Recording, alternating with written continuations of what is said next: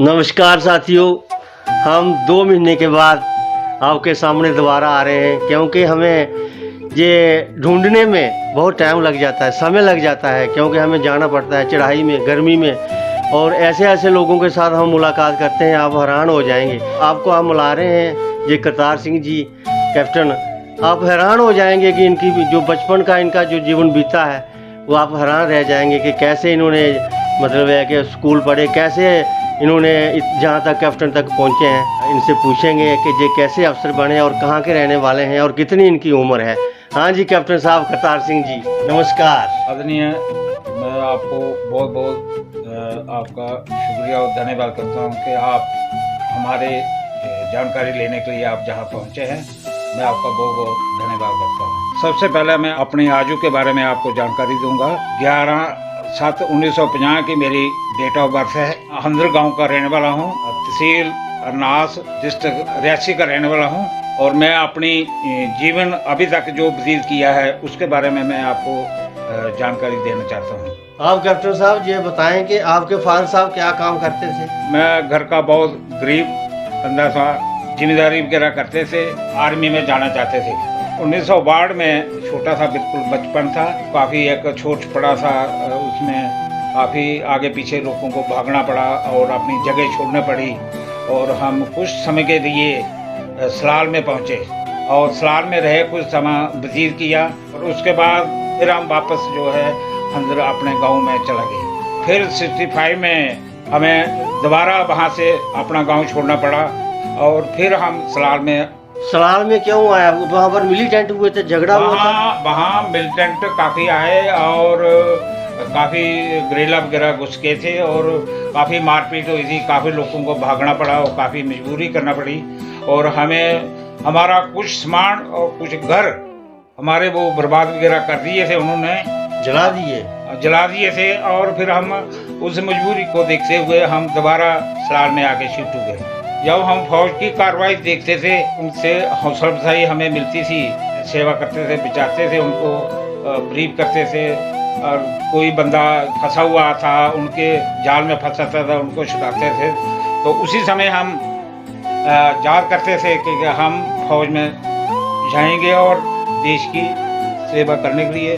School कितने दूर था आपका? जब वो अंदर ग्राम आप रहते हैं नास के ऊपर 9 किलोमीटर जो आप एरिया बता रहे हैं, तो स्कूल कहाँ था आपका? मेरा स्कूल जो प्राइमरी स्कूल था उसमें हंदर गली में और हमें कम से कम भी उसमें 3 किलोमीटर चल के वहाँ जाना पड़ता था स्कूल में। और जो हंदर का प्राइमरी स्कूल ही रहा काफ़ी देर और कुछ समय के बाद फिर जब हमने 5वीं पास की तो फिर हमें अरनास में आके शिफ्ट हुए पढ़ने के लिए और 9 किलोमीटर जाना पड़ता था और 9 किलोमीटर आना पड़ता था चल के। अच्छा, सुबह 9 किलोमीटर जाना, 100 किलोमीटर आना, ऊपर गाँव 9 किलोमीटर जाना और 9 किलोमीटर आना। अच्छा, आपने 5वीं पास की है ना, उसके बाद में फौज में चले जाए अरनास में भी पढ़ाई? नहीं, उसके बाद मैंने पढ़ाई छोड़ दी, मारे हुए कि मैं पढ़ नहीं सके क्योंकि हमारा स्कूल 5वीं रहा। हाँ। और फिर हमें मजबूरी से नौकरी वो करना, पढ़ाई को छोड़ना पड़ा और अपनी मजदूरी वगैरह करना पड़ी। सड़कों का काम था, उसमें जाते थे, काम वगैरह करते थे और अपनी दिहाड़ी लगाते थे। जो ये रियासी सलाल अरनास रोड जा रहा है, इस आपने वहाँ काम किया है, मजदूरी की है? मैंने जब अरनास रियासी और अरनास के सलाल की तरफ जो रोड गया है, माहौर की तरफ गया है और उसमें मैंने काफ़ी मजदूरी किया है। और उस समय दिहाड़ी क्या थी, 2 रुपये दिहाड़ी थी और बड़े जो सुनकर दस्ती देते थे, हम चलाते थे जब ब्लास्टिंग करते थे, उसकी 2.5 रुपये दिहाड़ी थी।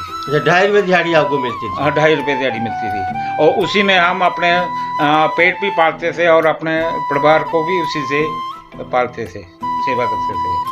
अच्छा, उसके बाद में आप फौज में चले गए है ना? उसके बाद एक हमने निष्ठा कर लिया कि हमें अपनी रहते हुए हम देश सेवा के लिए हम फौज में जाना के लिए एक प्रतिष्ठान ले ली हमने कि हमने जाना ही जाना फौज में और फौज में भर्ती होना ही है। अच्छा, भर्ती होने के बाद आपने रेसलिंग शुरू की या पहले रेसलिंग करते थे? उस समय पहले हम कुछ नहीं करते थे, लेकिन नॉर्मल ऐसे गाँव में छोटे मोटे करते थे। तो फिर उसके बाद हमने जो फौज में जाने के बाद आपको पता ही है कि 1 साल एक रिक्रूटी होती है, फिर उसके बाद पलटन में जाते हैं। तो पलटन में जाने के बाद हमने रिक्रूटी में ही हमने अपनी रेसलिंग जो है वो शुरू कर दिया।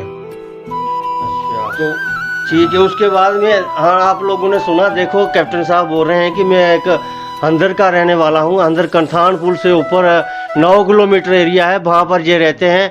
और इन्होंने 5वीं पास की है। 5वीं पास करने के बाद में इन्होंने सोचा कि भाई हमारे 3 दफ़ा गदर हुआ है, मिलिटेंट आए हैं, हमारे मकान भी जला दिए, बच्चों को भी मार दिया, औरतों को भी मार दिया। और ये बोलते थे कि मैं वहाँ से इनको दरिया क्रॉस कराता था कंथान पुल से लोगों को। तो मेरे मन में ये चीज़ आई कि मैंने फ़ौज में जाना है और इनके साथ मुकाबला करना है। ये जो ग्रेले जो मिलिटेंट जो आते हैं हमारे लोगों को मारते हैं और सामान लूट लेते हैं, मकानों को जला देते हैं। तो इन्होंने प्रण किया है। प्रण के बाद ये गए हैं, क्योंकि ये बीमार हैं, बीमार की वजह से डॉक्टर ने इनको मना किया है कि ज़्यादा नहीं बोलना है, ये है। तो इसलिए मैं ब्रीफ कर रहा हूँ, जो ये बोल रहे हैं सब तक मैं पहुँचा रहा हूँ। मैं अपनी भाषा नहीं बोल रहा हूँ, इनकी भाषा बोल रहा हूँ, जो इन्होंने मुसीबतें देखी हैं, जो इन्होंने बताया है। तो ये फ़ौज में चले गए। फ़ौज में जाने के बाद में 5वीं पास एक आदमी फ़ौज में चला गया। उसके बाद कितनी मेहनत की उन्होंने, कितना वो कैडेट पास करना पड़ता है, मैप रीडिंग होती है, ऐसे थोड़ी अफसर बन जाते हैं। तो इसलिए इन्होंने काफ़ी मेहनत की है। ये बोल नहीं सकते हैं क्योंकि जब बीमार हैं, बेड पर पड़े हैं। इन्होंने आज मौका दिया है हमें, पहले कभी मौका नहीं दिया। बोलते हैं मैं ठीक हो जाऊँगा, आना ठीक हो जाऊँगा। आज हमने ज़बरदस्ती इनको इनके घर में गए, ये बोल रहे हैं भाई मैं बैठ नहीं सकता हूँ, भाई बाद में आना। हमने सोचा जो आप बोल सकते हो वो बोलो, हम उसको ब्रीफ करके लोगों को सुनाएंगे कि भाई एक अनपढ़ कैप्टन, पढ़े लिखे तो दुनिया कैप्टन बनती है, मगर अनपढ़ कैप्टन बनना बहुत मुश्किल की बात है। फ़ौज में कितनी मेहनत की, देश के लिए, गांव के लिए, कितनी बड़ी अचीवमेंट इन्होंने की है। तो इसलिए कैप्टन साहब आप ये बताएं कि आपने फ़ौज में प्रमोशन कैसे ली, कुश्ती में ली, कैसे कैसे ली? मैंने स्टार्टिंग में जब हम पलटन में गए और वहाँ एक क्या नाम नार्जन इसमें कोर में हमने पहली बार हमने ऐसा लिया पलटन में, तो उसमें मेरा पहला नंबर लगा मेरा। तो सीओ साहब बहुत खुश हुए कि बोले भाई इस लड़के को हमें लेफ्टिनेंट बना दो। तो उस समय अभी मैं 6 महीने भी नहीं हुए थे पलटन में गए हुए, तो कंपटीशन हुआ था, उसमें मैंने पहला नंबर लगाया और सीओ खुश हो गए, हमें लेफ्टिनेंट बनाना चाहते थे, पहला प्रमोशन। ठीक। लेकिन सुपरवाइजर ने बोला कि इसको अभी पूरी पलटन की गार्डों का भी नहीं पता है, हम इसको बनाएंगे, जरूर बनाएंगे, और अभी हम इसको नहीं बनाएंगे, अभी हम इसको पलटन की जानकारी देंगे। ठीक है। तो आप लोग सुन रहे हैं, देख रहे हैं क्या बोल रहे हैं कैप्टन साहब कि फ़ौज में जाने के बाद इन्होंने रेसलिंग, कुश्ती के बीच में हिस्सा लिया, और जो वो और भी जो सभी गेमें इन्होंने खेली हैं, सब में फर्स्ट आते रहे। ये इनकी देखो उम्र भी है, मगर इनकी सेहत देखो, इनकी खूबसूरती देखो, इनका जज्बा देखो, देखो कितने अच्छे इंसान हैं। और इन्होंने और एक कैसे क्रेडिट पास किया। आपने फ़ौज में कितने तक पढ़ा है सर? फौज में मैंने मैट्रिक की, मतलब आर्मी की फर्स्ट क्लास फर्स्ट की, फर्स्ट मैथमेटिक्स की और फर्स्ट हिंदी की, और काफ़ी मेहनत किया। और सबसे पहले मैं पुंछ सेक्टर में चले गए, हमारी वहाँ से ट्रांसफर हुई, और वहाँ हमने ब्रिगेड में जब हिस्सा लिया पहले बार रेसलिंग में, तो मैंने पहला नंबर लगा।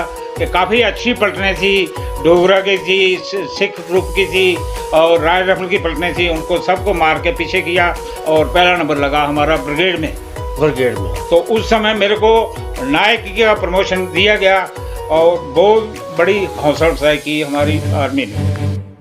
ठीक है। आपने मेहनत की फ़ौज में जाके, आप सोए नहीं, आपने सोचा कि हमने कुछ बनना है और बन के दिखाना है। तो इसलिए आपने मतलब है कि वो हर जगह आपने वो फर्स्ट ही आते रहे, किसी गेम में भी गया आप फर्स्ट ही आते रहे। और फिर मैंने उस समय के बाद फिर जैसे जैसे हमारी पलटन हौसला अफजाई करती रही, काम करती रही, जो हम काम करते थे मेहनत का फल हमें मिलता रहा। और कुछ समय के बाद हमें फर्दर मेरे को प्रमोट किया गया जब मैं सर्विस में फर्स्ट आया। तो उस समय मेरे को प्रमोशन फर्दरी पक्की जो उन्होंने दे दी। तो उसके बाद में आपने नेशनल लेवल पर कुश्ती की या कैसे की? जब मैं नेशनल पर प्रमोट हुआ था उस समय मैं नेशनल में मेरा तीसरा नंबर था, और बहुत कहना मेहनत और लगन से काम किया हमने, और उसके बाद नेशनल पर बना मैं। तो कितनी लड़ाइयाँ लड़ी हैं आपने फ़ौज में? मैंने एक बार ऐसा हुआ कि अपने ग्रुप में जो रीजूनियर हुई हमारी, और रीजूनियर में अपनी पूरी टीम को फर्स्ट लाया। और उसके बाद काफ़ी अपना जो सीओ था, ब्रिगेड कमांडर था, उन्होंने बहुत खुश होकर अपनी टीम को मुबारकबाद दिया। और उसके बाद क्या ना पूरी टीम हमारी जो है ग्रुप में फर्स्ट आई और सबको उन्होंने एक एक स्टेप जो है प्रमोशन किया। आप देख रहे हैं कैप्टन साहब का चेहरा देख रहे हैं आप सभी लोग कि कैप्टन साहब के दर्शन करने के लिए लोग वहाँ पर आते थे। इतनी खूबसूरत थे कि बिला शक अनपढ़ थे, मगर इनकी खूबसूरती जो फौज में थी और बड़े देखने सभी लोग देखते थे, खुश होते थे, बोलते थे कि देखो कितना अच्छा इंसान है, कितनी अच्छी सेहत है इनकी। तो आदमी का स्ट्रक्चर भी बहुत काम करता है, आदमी की खूबसूरती भी बहुत काम करती है, तो इसलिए अफसर भी खुश हो जाते थे। इनका काम ही था कि ये रात को सोते नहीं थे और रात को इन्होंने जागे रहना, पढ़ते रहना कि मैंने कुछ बनना है। तो 5वीं पास एक आदमी कैप्टन, कितनी 6 प्रमोशनें होती हैं एजुकेटर में आना, कोई मजाक की बात नहीं। पढ़े लिखे लोग तो अफसर बनते हैं, मगर अनपढ़ जो अफसर बन रहे हैं, हम बच्चों तक ये पहुँचा रहे हैं कि भाई सबसे पहले आदमी को खुराक खानी है, उसके बाद पढ़ना है 18 साल तक, बाकी कोई चीज़ नहीं करनी है, ना गुटखा, ना शराब, ना सिगरेट, ना तम्बाकू। तो इनका कहने का मतलब ये है कि 18 साल तक अपनी सेहत को मजबूत रखना है। कैसे सेहत को रखना है सर कैप्टन साहब? ऐसा है कि कोई भी अमल, कोई भी, अभी तक मैं इस वेले मेरी 72 उम्र हो चुकी है और मैं अभी तक कोई भी अमल जो है नहीं किया और नहीं मैंने अपने वाले नीचे वाले जूनियर को करने दिया। और तभी हमारी टीम जो है बदीपदाई कमांड या सर्विस नेशनल तक जाती थी। बदीपदाई जिस फार्मेशन में भी मैं होता था उसी फार्मेशन में वो कहना फर्स्ट आती थी, चाहे वो ब्रिगेड है, चाहे डिब है, चाहे कमांड है, चाहे सर्विस है। तो वो उसके बाद मैं कोच रहा हूँ, कहना नॉर्थन कमांड का रहा हूँ, वेस्टर्न कमांड का रहा हूँ, ईस्टर्न कमांड का रहा हूँ और सीधी बदीपदाई टीम हम नेशनल में हमारी पहुंचती थी, क्योंकि बिना ऐप के कोई भी ऐप जो है हम नहीं करने देते थे, नहीं खुद करते थे और नहीं अपने जो स्टूडेंट थे उनको करने देते थे। तो सुना आपने कैप्टन साहब ने बोला कि मैंने आज तक ना सिगरेट, ना तम्बाकू, ना गुटखा, ना किसी कोई नशा नहीं किया, ना तो मैंने फौज में जो मेरे अंडर फौज थी ना उनको मैंने करना दिया। तो मैं यही संदेश देना चाहता हूँ, बोल रहे हैं कि सभी बच्चों को कि भाई सबसे पहले पढ़ाई, सबसे पहले सेहत और खाना पीना, दूध घी ये है, ये 25 साल तक आदमी को पहले खाना है, पढ़ना है, उसके बाद में अगली सोच। नौकरी के बारे में, नौकरी देने वाला भगवान है, कोई किसी को नौकरी नहीं देता है। पहला नंबर आदमी को पढ़ाई करनी है, उसके बाद सेहत रखनी है। सेहत के बाद में जब 25 साल के बाद में आदमी ने कोई भी काम करना है तो बाद में होता है, उससे पहले आदमी सेहत का ख्याल रखना। यही बात है कैप्टन साहब? हाँ, यही सर गुडनेस है। और अभी ये खाली ये तो हुई हमारी स्पोर्ट, इसके अलावा हम 71 के अंदर हमारी पुंछ सेक्टर में फौज थी और पुंछ सेक्टर में एक गुलसिया पोस्ट है और छाप और ओपी पोस्ट है, सैंक पोस्ट है। तो हमारी उसमें हमारी पर्सनल जो डिप्लॉयमेंट थी और 71 के अंदर 1971 में 3 दिसंबर 7 बजे शाम को हमारे पास अटैक हो गया था, जबकि हमें 4 तारीख को हमने करना था। उन्होंने एक खेल करके हमारे पास अटैक कर दिया, जिसके अंदर शबी बलोच ने हमारे पर अटैक किया था और शबी बलोच के हमें 18 जवान, एक कैप्टन और एक सुबेदार अरेस्ट किया और काउंटर अटैक करके हमें दोबारा अपनी गुजरिया पोस्ट को बचाया। ये एक बड़ी अचीवमेंट में और वो मिनट का फल था। और उन्होंने आर्चर गन उठा के हमारे जो हमारा जो प्लानिंग वगैरह थी, बाहर जो पिक्चर वगैरह लगी थी, उन्होंने आन के वहाँ गिराई और हमने उनको जोड़ने दिया। सुबह तक हमने फायर किया और उसके बाद हमने आर्चर गन को उठा के विद बैरल जो है वो पोस्ट के अंदर लाया और उनका एक जवान था, जब उसको भी हमने पकड़ के अरेस्ट करके अंदर लाया, जिसके पास सुसाइड मार्टर भी था। और उसके बाद हमें काफ़ी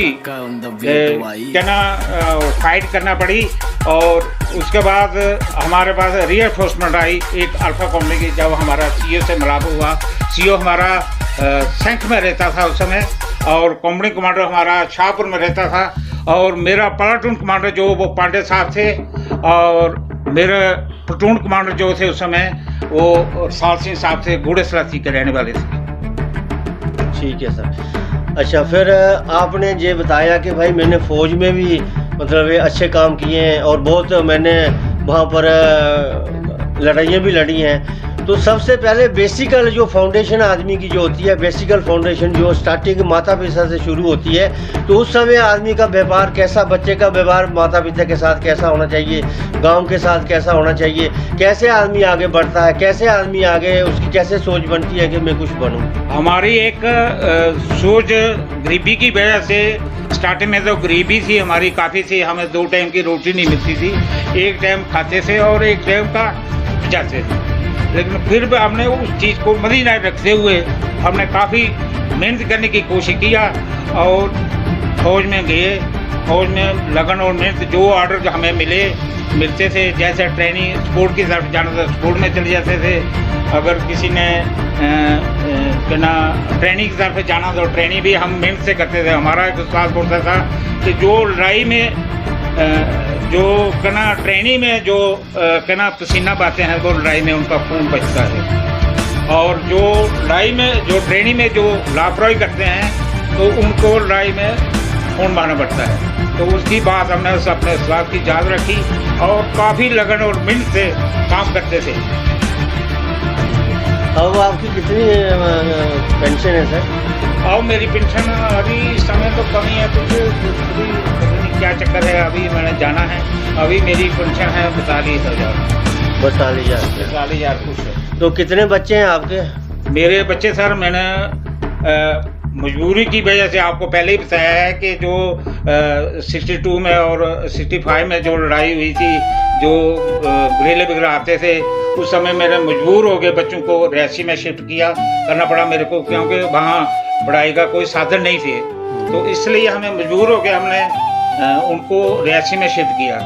अब रियासी पहले तहसील होती थी, अभी वो जहाँ डिस्ट्रिक्ट बन चुका है, और अभी हमें काफ़ी बच्चों को पढ़ाया, मेहनत कराया। एक लड़का मेरा इंजीनियर है, अभी बाहर है फार्म में, और उसकी बहू जो है वो कहना है प्रोफेसर लगी हुई है, उन्हें PhD कर रखा है। मैंने जो हमारे अंदर कमी थी वो मैं चाहता था कि हमारे बच्चों में ना रहे। तो कैप्टन साहब, आपने बहुत कुछ बताया, बहुत जानकारी दी, और हमें आप तक पहुंचने के लिए 3 महीने लग गए। आपकी सेहत नहीं ठीक हो रही थी, आपसे बात नहीं हो रही थी।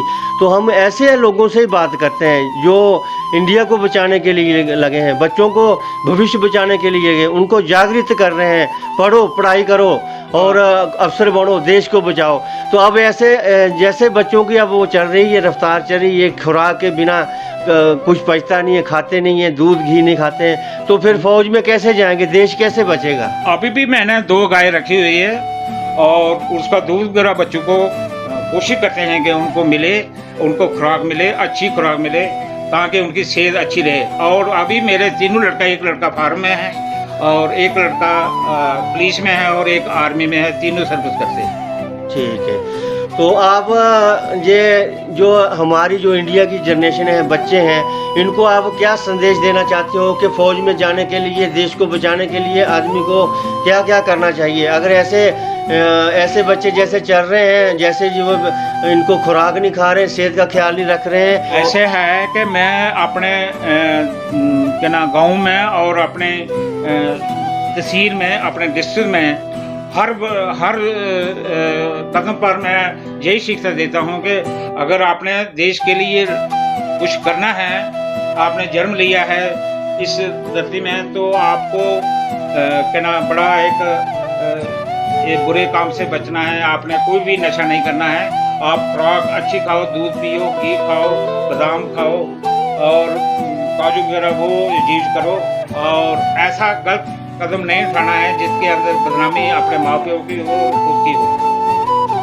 कैप्टन साहब, आपने बहुत अच्छी जानकारी दी, क्योंकि आपने बोला कि मैंने 5वीं पास की है और 9 किलोमीटर में रोड से ऊपर रहता था, और मैंने मतलब है कि बड़ी मेहनत से मैं फ़ौज में पहुंचा हूँ। वहाँ मेहनत करके मैं कैप्टन बना हूँ, 5वीं पास की है मैंने। तो देखो, ये 5वीं पास बंदा हमारे साथ मिल रहा है, बोल रहा है कि भाई मैंने ये किया। अगर बच्चों ने ग्रेजुएशन की है, बच्चों ने बड़े बड़े डिप्लोमे डिग्री किए हैं, तो इसलिए वो तो अफसर बनेंगे ही बनेंगे। मगर एक अनपढ़ आदमी जो अफसर बन के आया है, हमें बहुत खुशी है। देश के लिए काम किया उन्होंने और सबको ये दिखाया है कि भाई मेहनत का फल आदमी को ज़रूर मिलता है। तो इसलिए हम कैप्टन साहब को सल्यूट करते हैं। ऐसे इंसान को हम सल्यूट करते हैं जो देश के लिए काम करते हैं, जो गांव के लिए काम करते हैं, जो अपना नाम ऊंचा करते हैं। तो गांव का भी नाम ऊंचा होता है, माता पिता का भी नाम ऊंचा होता है। इसलिए हम आपको सल्यूट करते हैं कैप्टन साहब। धन्यवाद।